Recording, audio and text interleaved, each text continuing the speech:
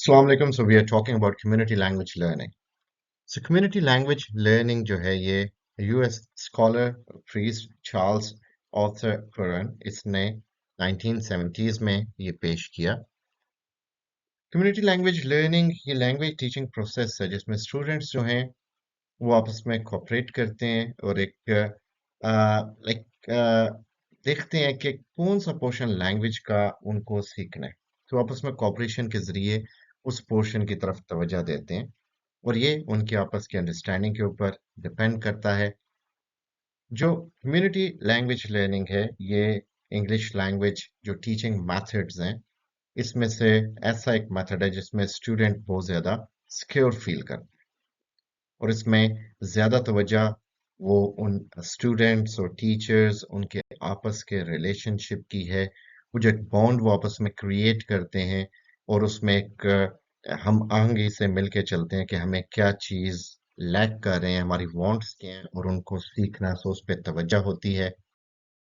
सो community language learning इसको monolingual conversation classes के लिए डिज़ाइन किया गया था, जहाँ स्टूडेंट के साथ जो टीचर है, जो काउंसलर है बेसिकली या कोलैबोरेटर है, वो स्टूडेंट्स की L1 यानी फर्स्ट लैंग्वेज को बोल सकता हो और इसमें यह था कि ट्रांसलेशन को इंटीग्रेट किया जाए ताकि स्टूडेंट्स जो हैं वो एक तरह से लैंग्वेज लर्निंग को रिस्क टेकिंग से एक तरह से डिफरेंशिएट कर सकें, क्योंकि इसमें फोकस इंग्लिश की कम्युनिकेशन पे है और ये एक्सट्रीमली लर्नर फोकस्ड है और जो हर कोर्सेज में डिज़ाइन किया जाता है वो स्टूडेंट डिक्टेटेड है, तो स्टूडेंट के ऊपर प्रॉपर फोकस है और कुछ क्राइटेरियंस हैं इसके अंदर जो कि अप्लाई किए जाते हैं तमाम जो कम्युनिटी लैंग्वेज लर्निंग क्लासरूम्स पे और यानी इसमें like for example focus fluency के ऊपर होगा अर्ली स्टेजेस में और इसमें एक एक्यूरेसी पे तवज्जो दी जाएगी कोर्स के अंदर और जो लर्नर है उसकी एम्पावरमेंट को मेन फोकस रखा जाएगा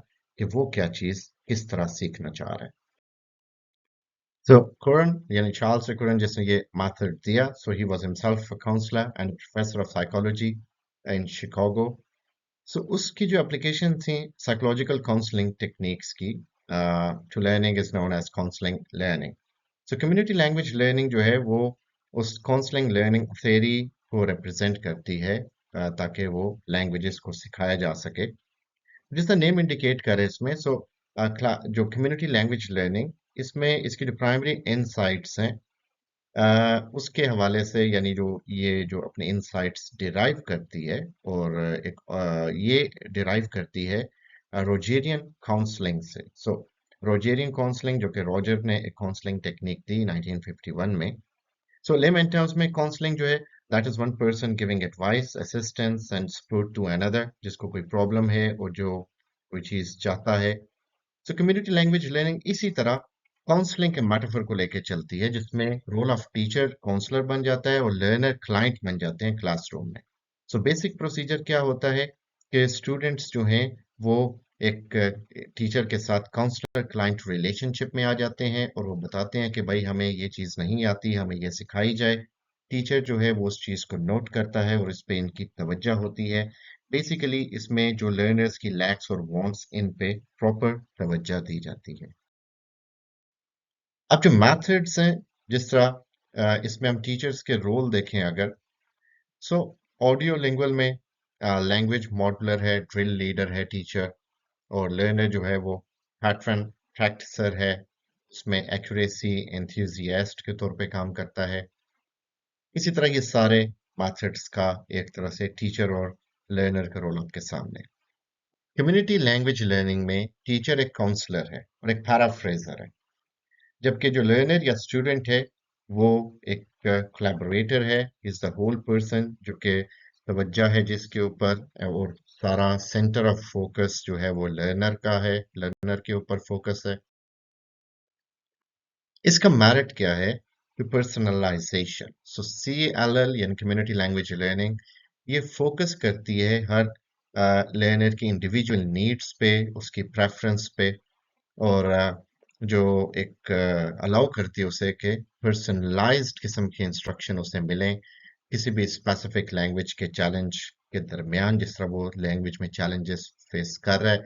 एक क्लास में बहुत सारे बच्चे हैं, एक कहेगा कि मुझे ग्रामर समझनी है, तो फिर वो उसकी प्रॉपर प्रेफरेंस है जिसको पर्सनलाइज कर सकता है। होलिस्टिक लर्निंग है कि ये कॉग्निटिव, इमोशनल और सोशल एस्पेक्ट जो है लर्निंग के, उन पे तवज्जो देता है, इनको इकट्ठा करता है। और इससे कॉम्प्रिहेंसिव अंडरस्टैंडिंग होती है लैंग्वेज की। इंटरेक्टिव कम्युनिकेशन होती है क्योंकि कम्युनिटी के तौर पे आपस में डिस्कशन करते हैं, कोलैबोरेशन होती है, एंगेजमेंट होती है। इमोशनल सपोर्ट है कि टीचर काउंसलर है, कोलैबोरेटर है, तो वो स्टूडेंट्स के साथ एक बॉन्ड क्रिएट करता है, उनके करीब आके उनके जो है इमोशंस को सुनता है, समझता है और उनके साथ एक डीपर अंडरस्टैंडिंग शेयर करता है। लर्नर्स को एम्पावर किया जाता है, वो ज़्यादा डिसीजन मेकिंग में आते हैं कि उन्हें क्या पढ़ना है। उससे उनकी लर्निंग उनकी अपनी मर्जी से होती है तो ज़्यादा रैपिड होती है, उन्हें प्रॉपर ऑटोनमी और ओनरशिप मिलती है। लैंग्वेज वेरिएशंस आती हैं क्योंकि मुख्तलिफ जो बैकग्राउंड के लोग जब आके कम्युनिकेट करते हैं तो वो एक तरह से एक बड़ा एक डिफरेंट डाइवर्सिटी टाइप क्रिएट होती है, बजाय इसके कि आप स्ट्रिक्ट लैंग्वेज रूल्स के ऊपर रहो और उनको ही फॉलो करो। फिर टीचर ट्रेनिंग जो है वो इसमें बड़ी इम्पॉर्टेंट है, जो कि इसमें मिसिंग है क्योंकि टीचर जो हैं दे नॉट ट्रेन्ड, वो प्रॉपरली ट्रेन नहीं है। और जो एक तरह से इसको इम्प्लीमेंट करना बड़ा मुश्किल हो जाता है कि हर एक स्टूडेंट के हवाले से वो चीज़ों को लेके चलें। टाइम कंज्यूमिंग है क्योंकि आप लार्जर क्लासेस में हर एक स्टूडेंट को साथ लेके इस तरह नहीं चल सकते, हर एक के साथ इमोशनल बॉन्ड क्रिएट नहीं हो सकता। स्ट्रक्चर्ड कंटेंट नहीं है क्योंकि वो लर्नर्स की मर्जी के मुताबिक है, तो इस हवाले से आपके पास कोई डिजाइंड सिलेबस नहीं है तो आप उसे फॉलो नहीं कर सकते। असेसमेंट में डिफिकल्टीज आती हैं क्योंकि जो स्टैंडर्डाइज असेसमेंट्स हैं वो डेवलप करना इस हवाले से मुश्किल है। ग्रामर के ऊपर फोकस नहीं होता क्योंकि जो ये एक तरह से एक्सप्लिसिट ग्रामर इंस्ट्रक्शन पे तवज्जो नहीं देता। और कल्चरल सेंसिटिविटी है कि वही जो कल्चरल बैकग्राउंड है जो कहीं पे डाइवर्सिटी क्रिएट करता है वो वहीं पे प्रॉब्लम्स भी क्रिएट करता है, जिससे डिसकम्फर्ट और अंडरस्टैंडिंग या मिसअंडरस्टैंडिंग के इश्यूज क्रिएट होते हैं। सो इस चैनल को सब्सक्राइब कीजिएगा और सबसे शेयर कीजिएगा।